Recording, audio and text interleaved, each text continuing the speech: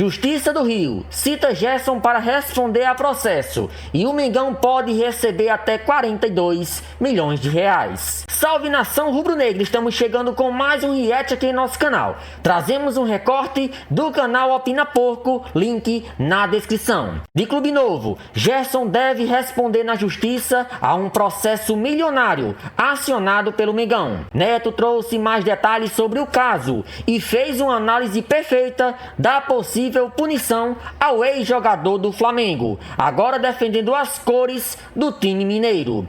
Essas e outras notícias quentes do Mengão, com bastidores, opiniões e muita resenha, vamos acompanhar agora. Fique ligado até o final do vídeo para entender impactos financeiros, jurídicos e esportivos dessa decisão e como ela pode afetar o futuro do Flamengo na temporada atual e nos próximos anos. Já vamos começar com notícia quente aqui, ó. Respira que é de graça, ó. A Justiça do Rio de Janeiro mandou citar o meia Gerson para responder pela cobrança de 42,7 milhões movida pelo Flamengo.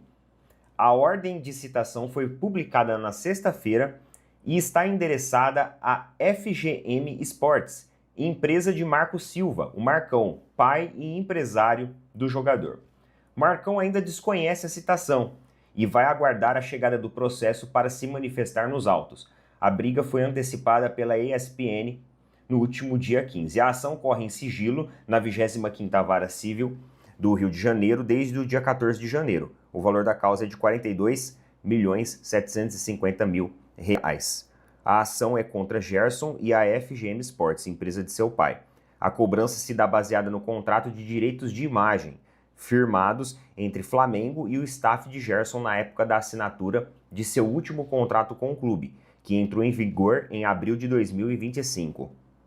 A parte do jogador, no entanto, entende que o saldo a ser quitado dizia respeito somente à compra dos direitos econômicos, pagamento feito pelos russos, e que o contrato de imagem se encerrou automaticamente junto com o contrato esportivo. Então agora a justiça, intimou aí o Gerson a responder o processo aí que está correndo em relação a essa situação com o Flamengo. Tem uma matéria aqui lá da Sport TV, que acabou gerando uma discussão justamente envolvendo essa parte financeira da negociação aí de Arias, Flamengo na jogada. Lembra que a gente fez o vídeo passado que a gente falou que o Flamengo ele obrigou a Leila a colocar mais dinheiro, o Palmeiras a colocar mais dinheiro no Arias?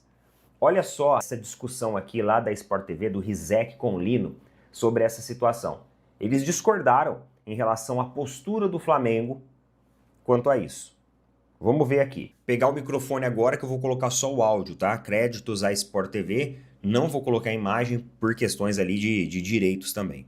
Então vou colocar o áudio aqui pra gente ir escutando. Bora lá. O Palmeiras vai pagar mais do que pagaria? O Flamengo ofereceu 22. Obrigou o Palmeiras a subir um pouquinho e chegar a 25. Isso aconteceu. Você acha isso normal? Acho que é do jogo. Não, eu acho que não. Eu acho que é ridículo, cara. Os dois times fazerem isso. Eu acho que é do jogo. Eu acho que é uma prática comercial que acontece em qualquer ramo de atividade. Comercial se esse é o objetivo, apenas inflacionar o mercado. Não, eu não falo pelo Flamengo. Eu não falo pelo Flamengo.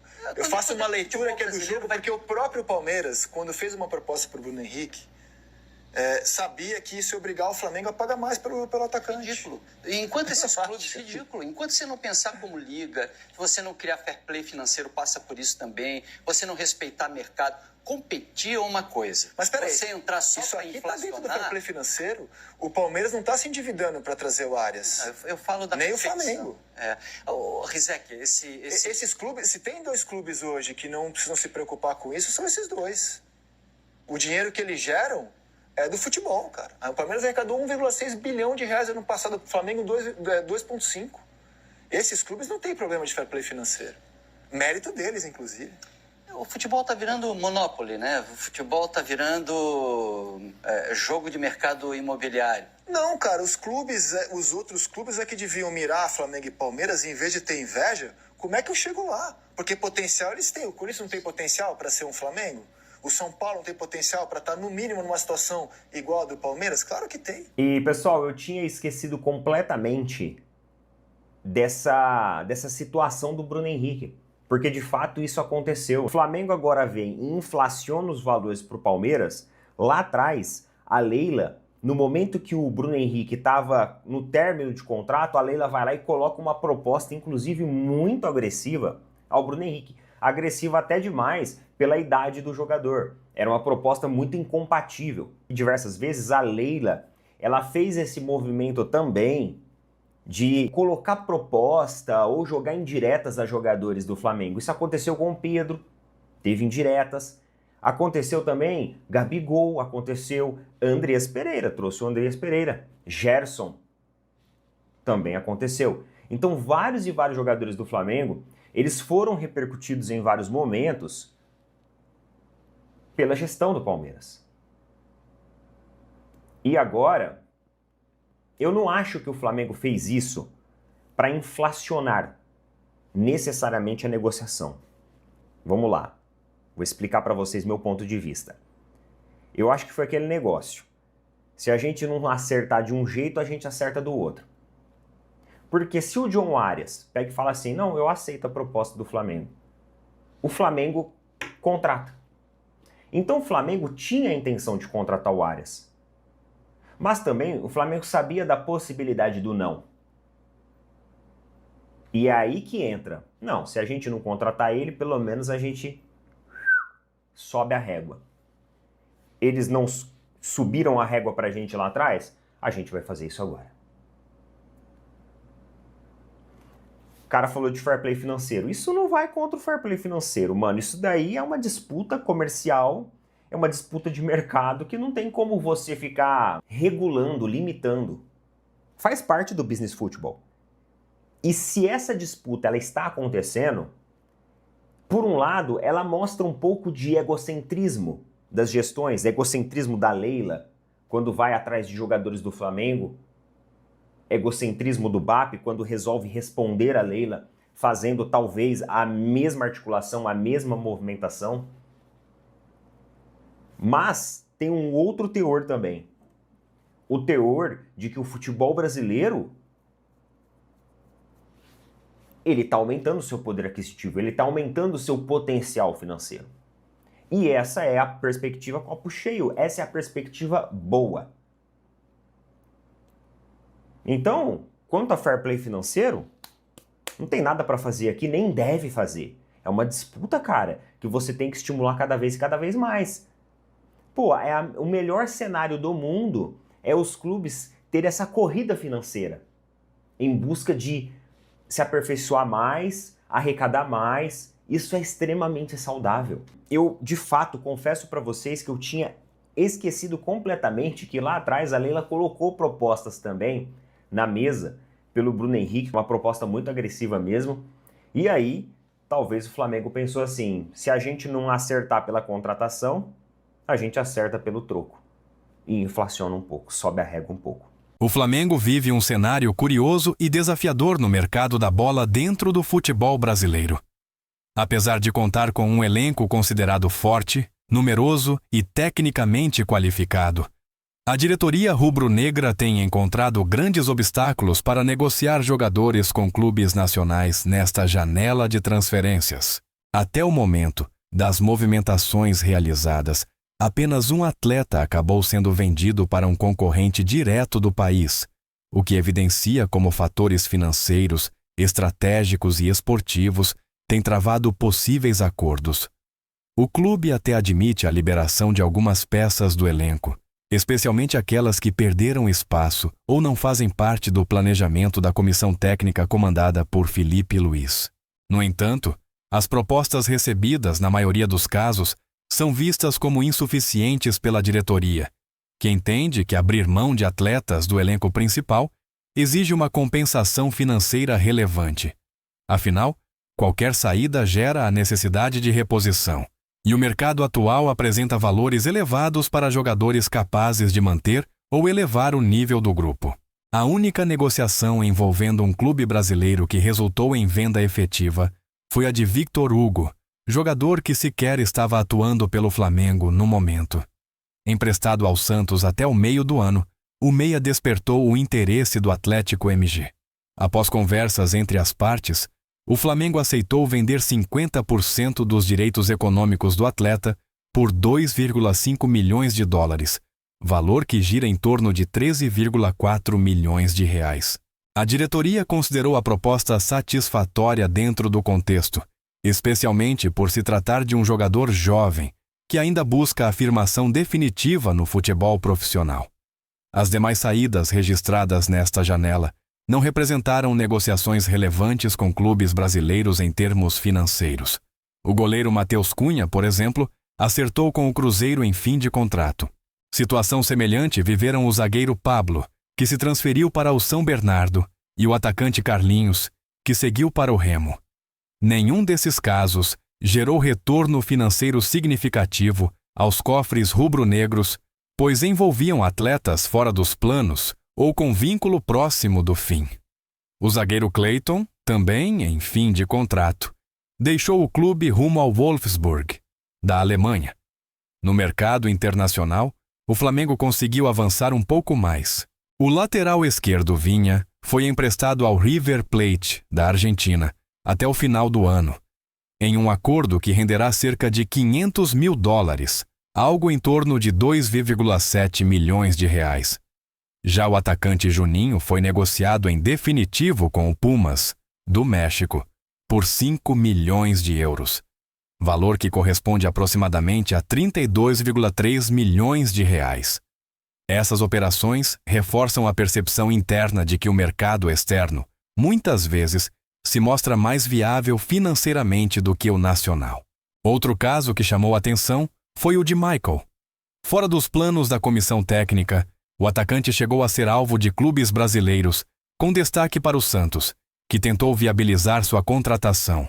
No entanto, não houve acordo.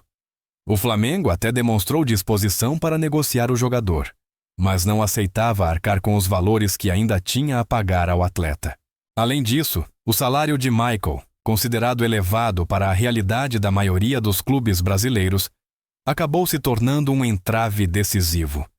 Diante desse cenário, as partes optaram por uma rescisão amigável, e o atacante acertou com o Al-Ula, da Arábia Saudita, após um consenso sobre os valores pendentes. A situação de Michael não é isolada. O volante Alan vive um contexto semelhante. O jogador despertou o interesse de clubes como São Paulo, Corinthians e Vasco, que sondaram sua situação junto ao Flamengo. Apesar de Alan não fazer parte dos planos de Felipe Luiz, a diretoria rubro-negra não está disposta a liberá-lo sem uma compensação financeira considerada justa. As ofertas apresentadas até agora não agradaram, e isso esfriou completamente as negociações. Com um contrato válido até o fim de 2027, o volante dificilmente deixará o clube neste momento, mesmo com o desejo pessoal de buscar novos ares para ter mais oportunidades na próxima temporada. O Flamengo também recebeu consultas sobre jogadores jovens e considerados promissores. O Grêmio, por exemplo, buscou informações sobre Everton Araújo. A resposta rubro-negra foi imediata e negativa.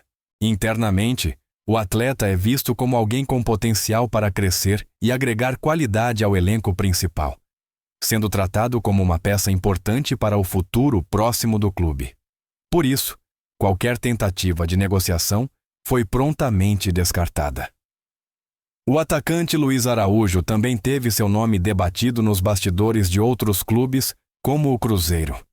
Mais uma vez, o Flamengo deixou claro que não tem interesse em negociar o jogador neste momento. Para liberar um atleta considerado relevante dentro do elenco, a diretoria entende que só faria sentido diante de uma proposta muito acima da média do mercado nacional, algo que não se concretizou. Outro nome que circulou em especulações foi o de Everton Cebolinha. O Flamengo chegou a tentar utilizá-lo como moeda de troca em uma negociação pelo centroavante Caio Jorge, estipulando um valor de 8 milhões de euros, cerca de 52 milhões de reais, no atacante. O Cruzeiro, porém, não se mostrou disposto a liberar seu jogador, e a pedida elevada feita pelo Flamengo acabou inviabilizando qualquer avanço. Assim, a possibilidade de negociar Cebolinha nesta janela praticamente se encerrou. A visão da diretoria rubro-negra é clara. Vender jogadores do elenco profissional só faz sentido se houver uma recompensa financeira significativa. O clube entende que possui hoje um grupo estrelado e competitivo, e que qualquer reposição à altura exigiria investimentos altos no mercado. Portanto, aceitar propostas consideradas baixas poderia comprometer o nível técnico da equipe e prejudicar o planejamento esportivo para a temporada. Com isso, a tendência é que o Flamengo encerre a janela de transferências sem conseguir negociar a lã com clubes brasileiros, apesar do interesse do atleta em mudar de cenário. A única negociação que ainda pode avançar com um concorrente nacional é a venda de Wallace Yan para o Red Bull Bragantino. As partes chegaram a alinhar valores, mas o clube paulista recuou em um primeiro momento, o que levou o Flamengo a interromper as conversas. Ainda assim, há otimismo de ambos os lados de que um acordo possa ser fechado antes do encerramento da janela. Enquanto lida com essas questões de mercado, o Flamengo também enfrenta um momento delicado dentro de campo no Campeonato Carioca. Neste sábado, o clube entra em campo tentando evitar o que seria considerado um verdadeiro vexame institucional: disputar o quadrangular do rebaixamento do estadual. Brigar contra a queda é algo que jamais aconteceu na história rubro-negra, nem mesmo nos períodos mais difíceis vividos pelo clube na competição. O cenário poderia ser ainda pior. O Flamengo chegou a correr o risco de chegar à última rodada já eliminado. Mas os resultados da rodada anterior ajudaram a manter a equipe viva. Agora, a situação é clara. O time precisa vencer o Sampaio e torcer por ao menos uma combinação de resultados paralelos para escapar do quadrangular da degola. No caso do Madureira, a equipe precisa necessariamente ser derrotada pelo Volta Redonda, no estádio Raulino de Oliveira. Além disso, o Flamengo teria que tirar uma diferença de 3 gols no saldo. Já em relação ao Boa Vista, o time de Saquarema precisa perder para o Bangu, em Moça Bonita, e o Flamengo precisaria reduzir uma desvantagem de 2 gols no saldo. Outra possibilidade envolve o Nova Iguaçu, que precisa tropeçar diante da Portuguesa no estádio Luso-Brasileiro, seja com um empate ou uma derrota. Existe ainda um cenário matematicamente possível, porém extremamente improvável, em que o Flamengo poderia avançar às quartas de final mesmo com um empate. Para isso, o Nova Iguaçu teria que sofrer uma goleada de 5 ou mais gols sem marcar nenhum. Atualmente, o Nova Iguaçu possui saldo de gols zerado, enquanto o Flamengo apresenta saldo negativo de 4, o que torna essa hipótese quase impossível. O regulamento do Campeonato Carioca estabelece critérios claros para desempate. O primeiro deles é o número de vitórias. Em seguida, vem o saldo de gols, o número de gols marcados, o menor número de cartões amarelos, sendo que cada cartão vermelho equivale a 3 amarelos. E, por fim, caso persista o empate, um sorteio público realizado na sede da Federação de Futebol do Estado do Rio de Janeiro. A preocupação é grande porque o Flamengo carrega uma história pesada no estadual. Maior campeão carioca, com 39 títulos, o clube disputa o torneio desde 1912 e nunca precisou lutar contra o rebaixamento. A pior campanha da história rubro-negra aconteceu em 1933, quando terminou na última colocação. No entanto, naquele período, não existia sistema de rebaixamento, o que ameniza o impacto histórico daquele resultado. Em outros momentos antigos do campeonato, situações semelhantes ocorreram. Em 1921, o Fluminense terminou na lanterna, e em 1923 foi a vez do Botafogo, ambos sem sofrer qualquer punição esportiva, já que o regulamento da época não previa queda de divisão. A primeira campanha realmente desastrosa do Flamengo ocorreu no Carioca de 1929. Naquele ano, o time terminou em 10º lugar, penúltima posição, somando apenas 12 pontos e ficando à frente apenas do extinto Brasil, que fez 4 pontos. Mais uma vez, não havia rebaixamento. O ano de 1933 marcou a implementação do profissionalismo no futebol brasileiro e teve uma configuração peculiar. Foram disputados 2 campeonatos cariocas, um amador, do qual o Botafogo participou, e um profissional com apenas 6 clubes, incluindo Flamengo, Fluminense e Vasco. No torneio profissional, o Flamengo teve desempenho muito abaixo do esperado, somando apenas 5 pontos e terminando na última colocação. No ano seguinte, em 1934, com a entrada do São Cristóvão e a ampliação da liga, o Flamengo voltou a decepcionar. A equipe terminou em 6º lugar, novamente na penúltima posição, com 10 pontos, ficando à frente apenas do Bom Sucesso, que somou 5. Ainda assim, o clube não sofreu rebaixamento, pois o sistema continuava não prevendo essa penalidade. Todo esse contexto histórico aumenta a pressão sobre o Flamengo neste sábado. Evitar o quadrangular do rebaixamento não é apenas uma questão esportiva, mas também institucional e simbólica. O clube busca preservar sua tradição, sua imagem e sua posição de protagonista no futebol carioca, enquanto tenta, paralelamente, ajustar o elenco e lidar com as dificuldades do mercado nacional.